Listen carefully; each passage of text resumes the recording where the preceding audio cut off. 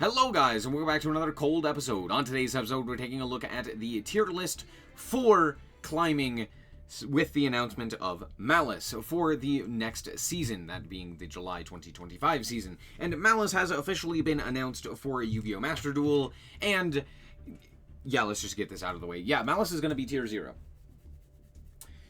If we receive Malice at full power, unless something significantly changes, as in we just don't receive Dormouse or something else of that nature, realistically speaking, Malice will be tier 0.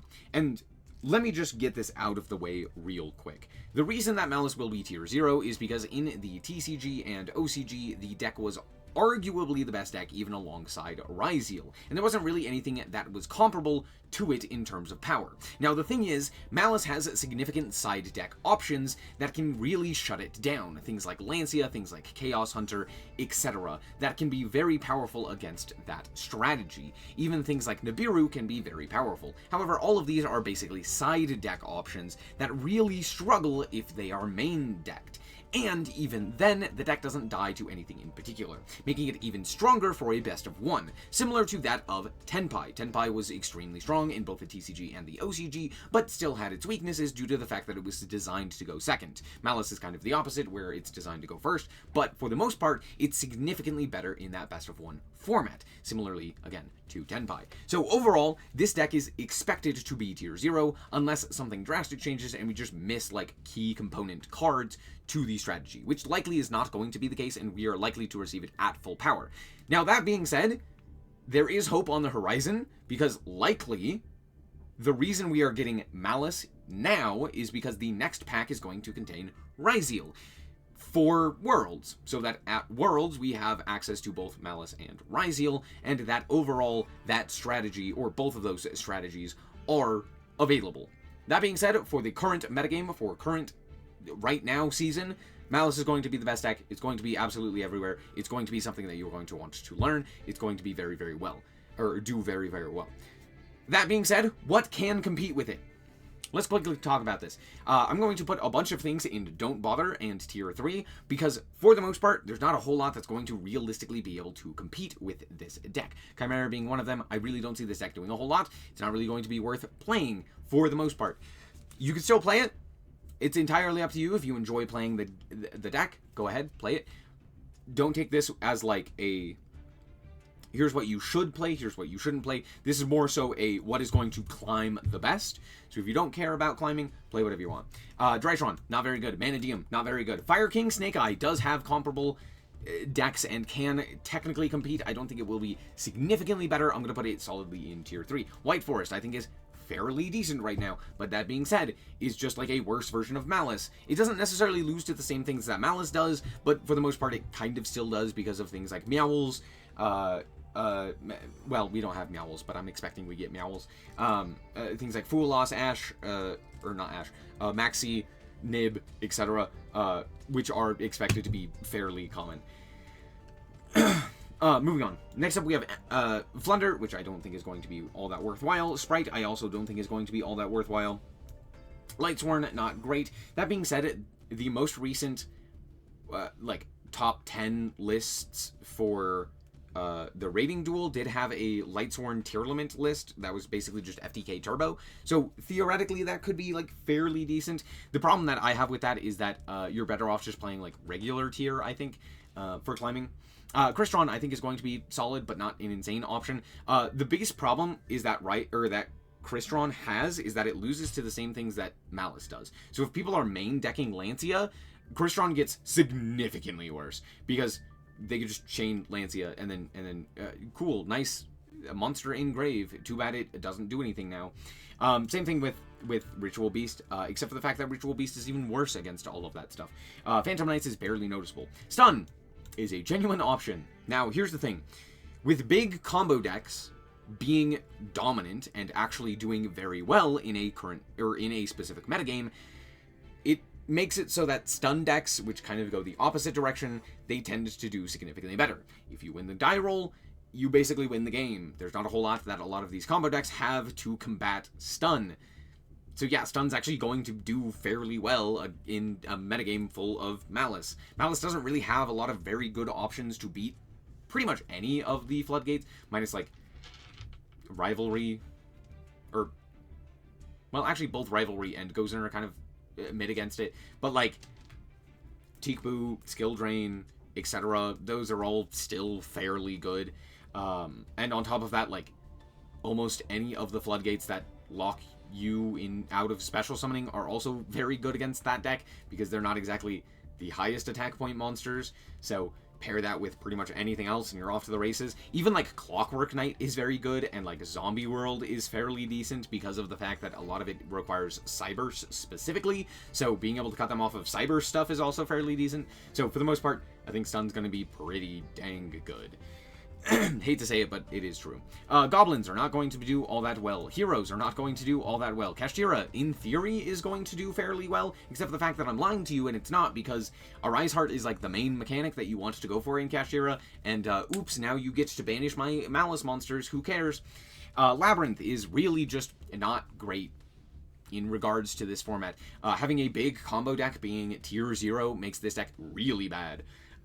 You could theoretically like set 5 and pass, except for the fact that then you could potentially just get absolutely doned by like, I don't know, Heart Cryptor, or just like Firewall Dragon, bounce a whole bunch of stuff back. Theoretically there's more that you could do. Theoretically there's stuff that like could make it capable of winning. I don't know. Maybe this could do well, but for the most part, I really don't see it doing all that well. Sharks. No. Centurion. It's more of like a mid-range deck, and mid-range is going to like die to this. Ryuge, barely notable right now. Unchained, again, barely notable right now. Melodious, in theory, is like fairly okay, but not great. Tenpai. Tenpai does Tenpai things, and Tenpai will always do Tenpai things. It doesn't matter what format it is, as long as it is a best of one. The meta kind of doesn't matter, because you could just draw the cards. That's it. You could just draw the cards and then win. Like, I don't know what to say. Tenpai does Tenpai things. I think at this point we all kind of should know how good Tenpai is. Memento. Memento actually is fairly decent. Here's why.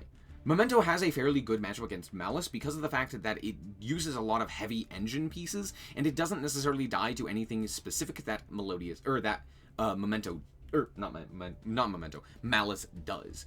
Technically speaking, like, Apo is extremely powerful against the deck, but there's a lot of ways that that deck can like play around a lot of the interruptions that are standard in Malice, like even the Graveyard Banish and things like that. The deck still has the ability to play through, and there's a lot of engine for it to push through the established boards of Malice.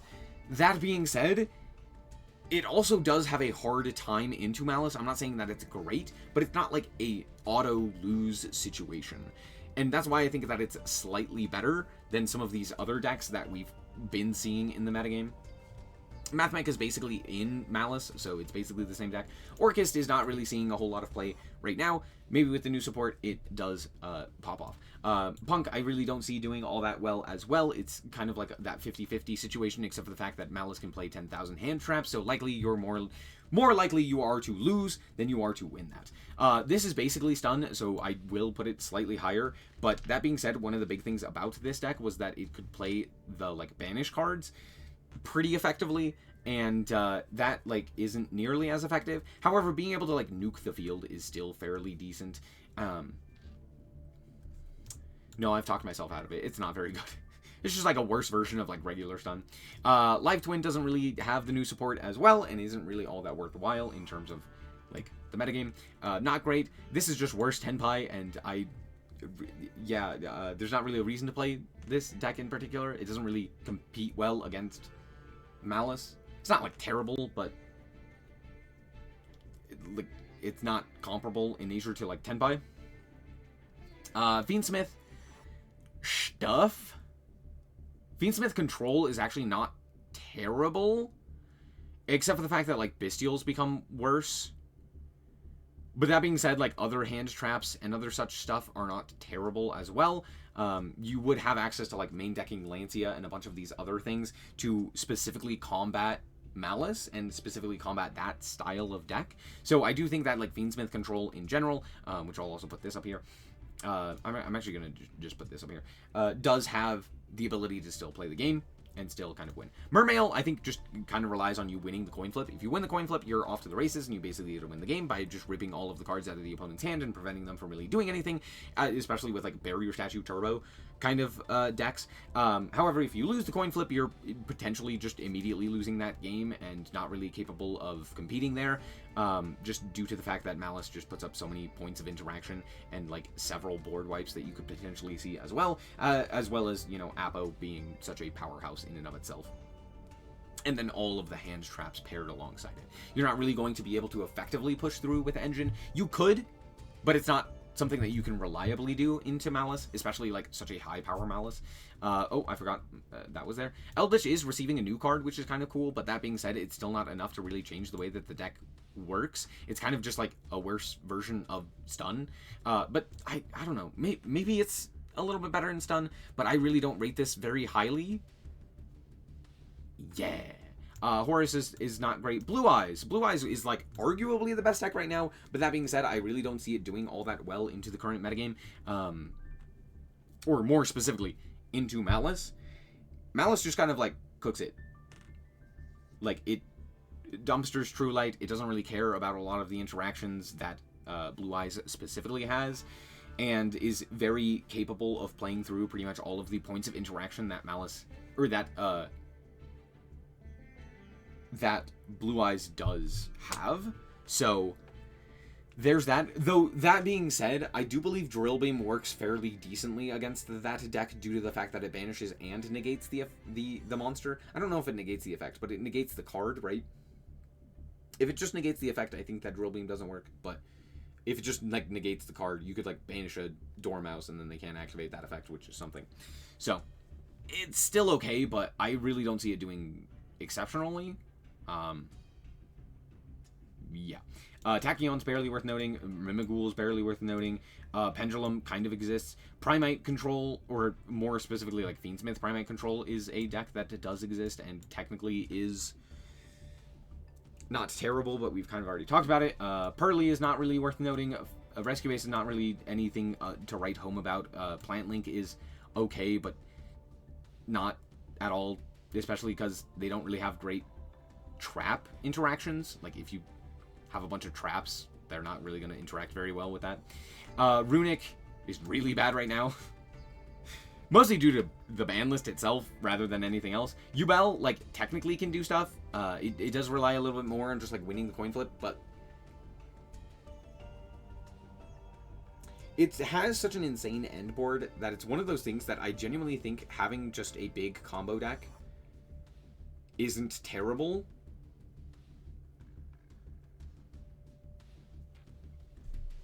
Yeah, that's basically it.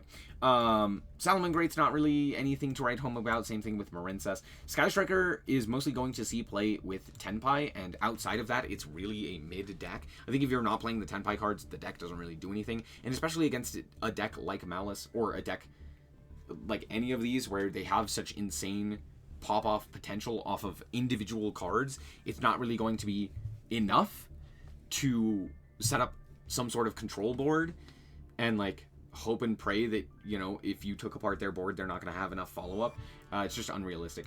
Tearlament actually does have some fair amount of play here. Sure, like, the banishes are extremely powerful, but due to the fact that Tearlament also has the ability to play with, like, Fiendsmith stuff and just kind of, like, high roll with, like, 60-card variants as well, with, like, high-power spell cards, such as, like, Super Polymerization and the like, I think that Tearlament just doesn't really lose to any individual meta, and I think is not really ever out of it. While it isn't necessarily a great matchup due to things like Whitebinder and what have you, overall, I still don't think it's the end-all be-all, right? The Shufflers also make it a little bit better as well. Like, if you're able to mill the Shufflers, you can kind of cut them off of a lot of, like, the Cyberse extenders, which is fairly decent. Snake Eye is still extremely strong, and being able to just do the combo, you still end on Apo, which is insane against the deck, so for the most part, it's still an insane end board. And notably, with the Millennium, with, like, all of the massive engines and the powerhouse of each individual engine, and the fact that you can play a fair amount of non-engine as well, I do think that Snake Eyes still has a lot going for it. Also, I will say, I know a lot of people are like, the Oak Ban, the Oak Ban. The Oak Ban only matters if Droll is fairly common, and Droll is not very good into the Malice stuff. There's not really a great point to play Droll. Maybe Malice starts playing Droll itself in order to counter things like Maxi. So that could be something of note, in which case Snake Eye probably drops a tier. But even with that being said, for the most part, Snake Eye is not dead. Hasn't been dead for, like, at all. The Oak Ban is kind of extremely over-exaggerated. But that being said, it is, it's still very good. Sword Soul, barely worth talking about. Branded actually does a similar thing to that of Tier, where it basically just kind of ignores some of the stuff that people do, due to the fact that they just have like insanely powerful cards, such as Branded Fusion and a lot of like power spells like Super Polymerization and the like, which makes it pretty powerful against something like Malice. But even with that being said, it's still not great. Trickstar and Trap Trick, barely worth talking about. They are like such middling decks at this point. They don't really do anything. Voiceless Voice, I think, is actually fairly decent for Master Duel, just in general. But even with that being said, just having such a powerhouse of a deck that requires you to answer like 9 different cards is such a problem. Seravis is not bad, all things considered, because you can just negate the summon of something like a White Binder, which could potentially entirely invalidate that card for the rest of the duel. But for the most part, I mean, they have so many ways to extend and so many ways to go through a myriad of other things that even with that, it's still not great. And like, imagine trying to play into a Malice board with Voices. Like, that seems like a nightmare, right? And that's pretty much all of the decks that I want to talk about. For the most part, I think that I don't know. This meta in particular, I think, is going to be pretty bad, because basically, while everyone does have one deck to compete with and one deck to really beat, I think the deck itself doesn't really lose to anything. And if all of a sudden everyone starts playing like Lancia main deck, a bunch of cards and a bunch of decks that like don't care at all about that are going to start popping up and doing significantly better, and then that just makes it so that people are taking those cards out, and then Malice starts doing better. And so for the most part, I do think that Malice is going to be tier 0. It's not until something else comes along to contest it that I think a lot of other decks are also capable of potentially playing in that metagame. So as of right now, I'm not really seeing anything telling me that Malice isn't going to be the best deck. So there you go. Yeah, I'd be shocked if it wasn't tier 0. But that's going to be it. Thank you guys so much for watching. I hope that you guys did indeed enjoy it. If you did, I'd like to very much appreciate it. And remember to always stay frosty. Bye-bye.